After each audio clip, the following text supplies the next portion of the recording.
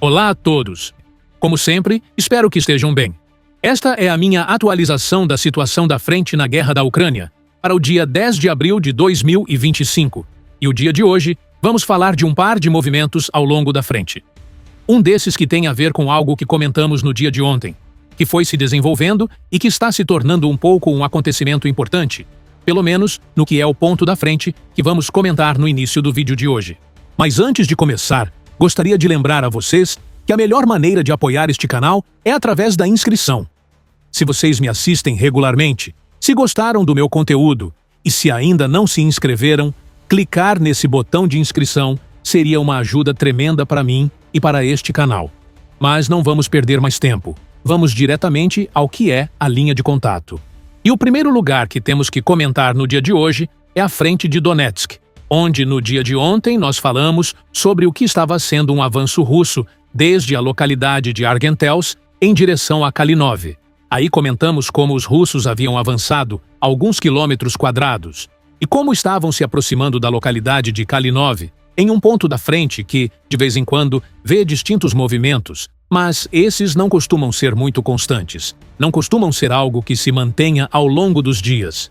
Por isso, a informação das últimas horas acerca de Kalinov é tão chamativa, já que, primeiro, se deu essa informação do avanço dos russos desde Argentelsk até o sul de Kalinov, e logo se começou a informar que os russos estavam efetivamente lançando assaltos para capturar essa localidade, essa última localidade. E, ao que parece, durante estas últimas 24 horas, os russos conseguiram avançar mais, já que fontes como Divgen apontam que o exército russo conseguiu entrar em Kalinov e que conseguiu capturar uma grande parte da localidade. E depois, distintas fontes repercutiram tudo isso, assim que é muito provável que os russos já tenham entrado em Kalinov e que tenham conseguido avançar nessa localidade. De momento, o movimento seria algo assim. Os russos conseguiram capturar grande parte do sul e do oeste de Kalinov, enquanto que ainda há forças ucranianas no norte e no leste dessa localidade. E teremos que ver durante essas próximas horas o que acaba ocorrendo, já que os assaltos, os combates, estão ocorrendo agora mesmo nessa vila. E teremos que ver se os russos conseguem desalojar os ucranianos e capturar o restante de Kalinov, ou se vemos que o exército ucraniano consegue contra-atacar e recuperar partes dessa localidade.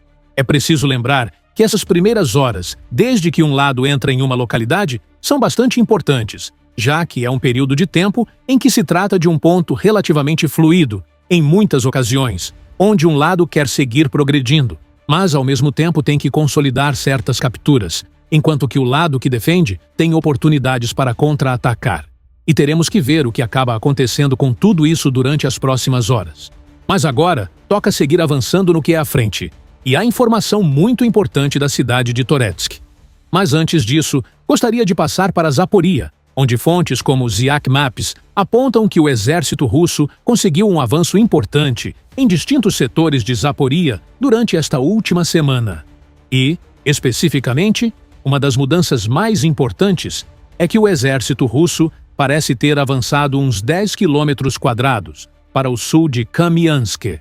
Zaporia é um ponto interessante, já que vimos como o exército russo efetivamente está liderando certas operações ofensivas contra essa região. Não há nada muito constante ainda, mas de vez em quando, a cada certa quantidade de tempo, são reportados novos avanços que muitas vezes acabam sendo uma acumulação de avanços que foram dados durante uma quantidade de tempo específica e que vão sendo publicados ou vão sendo informados. Creio que essa seria a palavra mais correta. Em Zaporia também, distintas autoridades ucranianas, distintas fontes, apontaram que os russos vão lançar uma ofensiva nesse setor. Algumas comentam que já começou. E, bom, seja o que for que acabe acontecendo, efetivamente estamos vendo como a frente de Zaporia vem se intensificando durante este tempo. Continua sem ser uma frente prioritária, eu me atreveria a dizer. Mas lembremos que Zaporia é fundamental para as ambições russas nesta guerra. É preciso lembrar que os russos querem tomar Donetsk, Lugansk, Zaporia e Kherson. Então é uma das 4 regiões importantes para os russos nesse contexto. Assim que nunca se deve descartar o que está ocorrendo aqui.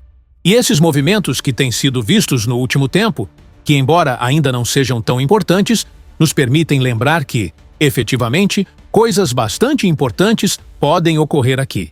E até certo ponto de vista, estão ocorrendo, já que os russos praticamente anularam, não sei se todos ainda, mas sim uma grande parte, dos avanços que os ucranianos conseguiram nesse setor de Zaporizhia durante sua ofensiva de meados de 2023.